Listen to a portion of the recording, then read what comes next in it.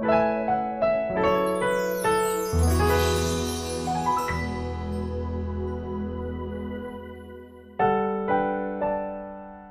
Heavenly Father. Matthew chapter 6 verse 9. Our Father in heaven, hallowed be your name. Prayer has the power to transform our lives, our relationships, and our world.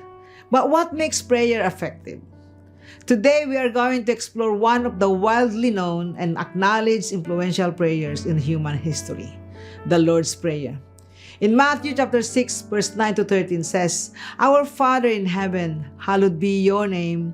Your kingdom comes, your will be done on earth as it is in heaven.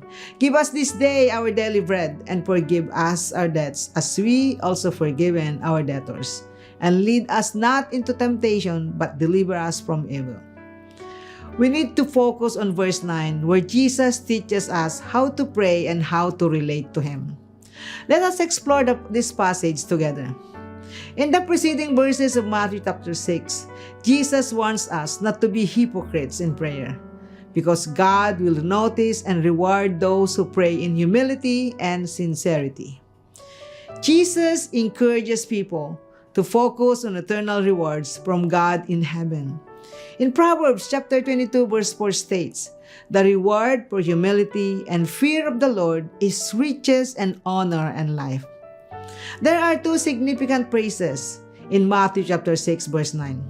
Number 1, Our Father in heaven.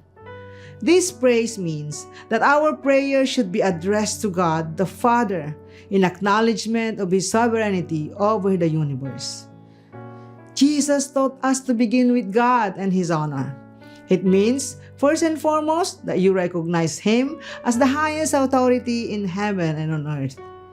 This is to approach God with reverence and respect, acknowledging His transcendence and majesty. Jesus taught us to confidently rely on God with a humble heart, acknowledging our limitations and Him as our loving Father, who provides for and cares for His children and guidance in life's challenges. Jesus taught us that God is above all, holy and majestic.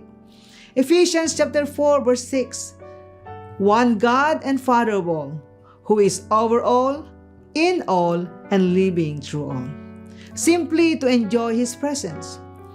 Jesus taught us that God is everywhere, guiding and caring for us. He is our omnipresent God who is able to see everything and to act everywhere He chooses. That is in Proverbs 15:3. By reflecting Matthew chapter 6 verse 9, we can cultivate a deeper, more meaningful relationship with God in prayer. And the second praise is, Hallowed be thy name. This praise signifies the reverence and respect due to God's name. We should begin our prayers with worship, praising and honoring Him who is worthy of it. We pray that God's name would be valued and recognized as holy, set His name apart, made sacred, and held in high regard in our lives and in the world. Meaning, we need to use God's name respectfully and with awe, avoiding profanity and careless usage, because God is unique and He is superior in all things.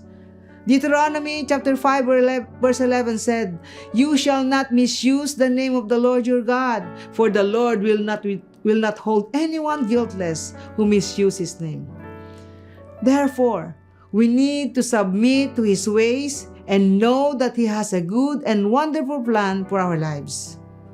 For God's purpose is to give us a rich and satisfying life. In John chapter 10 verse 10, let us approach God with deep sense of respect, reverence, and intimacy, acknowledging His fatherly love and holiness. Love God for who He is, and most importantly, we need to recognize that we are sinners who need God's mercy, grace, and power to protect and guide us on our life journey. God bless.